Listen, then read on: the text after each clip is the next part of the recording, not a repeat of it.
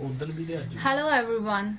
On the behalf of Team Celebration, I am taking this platform as an opportunity to say thank you to Peter sir, who gave us opportunity to use different analytical platforms such as Power BI, Trello, Wix.com to develop our skills in this world. The purpose of our assignment is to find how wealth of a nation is correlated with national characters of its citizens. Isn't it interesting? Yes, let's find out in this video that I'm going to explain by using Power BI. Me in a team of Team Celebration, I have Harmandeep Kaur and Gurvinder Singh in my team.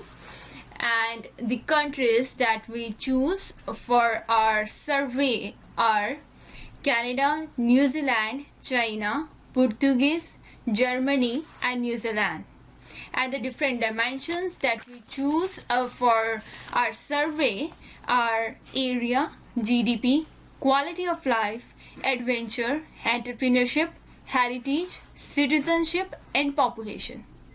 In this assignment, we will correlate the two dimensions with the country. Are they related to each other or they are not? And if yes, then how the wealth of these countries are related with the national character of a citizen. So, my first graph is relation of population by GDP. Population, we know the number of citizens of a country. And what is GDP? GDP in a simple terms is represents the total dollar value of all its goods and services produced over a specific period of time. And it is calculated by dividing the wealth of a nation by number of the people of its country, that is per capita. And as I told, in simple terms, we can say if the population is more, then the per capita would be less and GDP would be less. And GDP is used by different economists to track the health of a country's economy. As you are seeing this graph, we have correlated the population and GDP. And China, though the population of China is 1, that is, it is densely populated in the world, its GDP is also 1. So, we can't say that population have a negative impact on the GDP. China proves this wrong. Also, we have New Zealand, whose population is 125, and that means it is very less populated and its GDP is high as we have calculated. Next is Canada.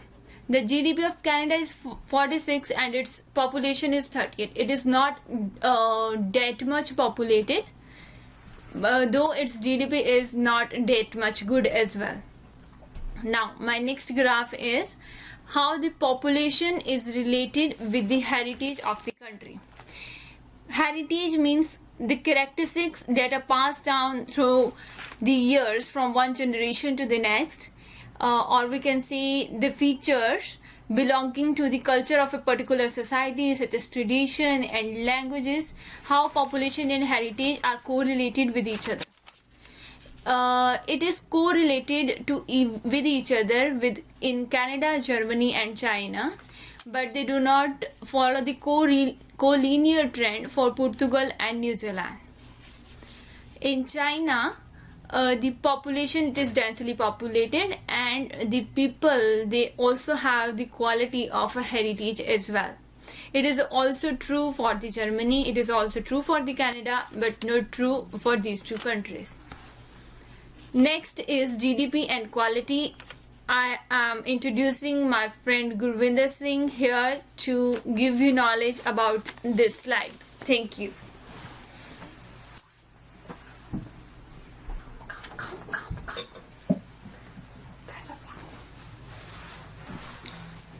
Hello everyone. As Smith discussed about the GDP and all the things which are we are going to compare the countries. And now I am comparing the GDP with the quality of the life, as we know that the quality of life is dependent on the economical status of the countries, and that is why the quality of life is, like we can say, that directly related to GDP. As the much more the GDP of the country, the quality of life would be greater, and you can say that it is correlated. Like we can take example of Canada and China.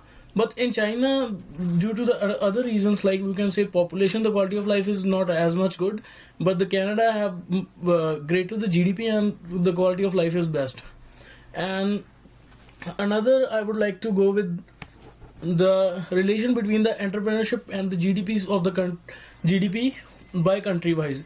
And we can say that the entrepreneurship of Germany is on number one, and the population of Germany is less, and the GDP of Germany is somewhere near to good. It is, so we can also conclude that the GDP is directly related to the entrepreneurship. The more the entrepreneurship in the country, like more and goods and services are going in process, and more will be the GDP rate. So they are directly connected. And now I would like to introduce my friend Harmandeep Kaur, and she will discuss about the another relations between the quality of life. So she will follow. Thank you. Hello everyone, myself Harmandeep Kaur, and I would like to take an opportunity to discuss like the area and the quality of life, how they both are related to each other. As we all know, the quality of life includes everything, as the Gurinder discussed, starting from the physical, economical, even the family, education, employment, everything comes in that. And the area is generally like the region of a country which is governed by its own government. And as we all know, as we can see from the graph as well, that the Canada is ranked as a number one for the quality of the life, right? And its area is also high. And moreover, we can see that quality does not depend upon the area. That is clearly shown in the graph, as the Germany is not ranked under the top 50 for the area wise, but its quality is as the number 10th. So as same in the case of the New Zealand and the Portugal as well, but the China shows the opposite trend, as its area wise it is like the 5th, and the quality wise it's at 21. Next is the relationship between the adventure and the quality of life by country. So the adventure is like an undertaking which involves some risk, like the river rafting and the scuba diving. We can see from the graph that there is a co-linear relationship between the adventure and the quality of life. And as we can see in the case of the New Zealand, that's a co-linear relationship between the adventure and quality.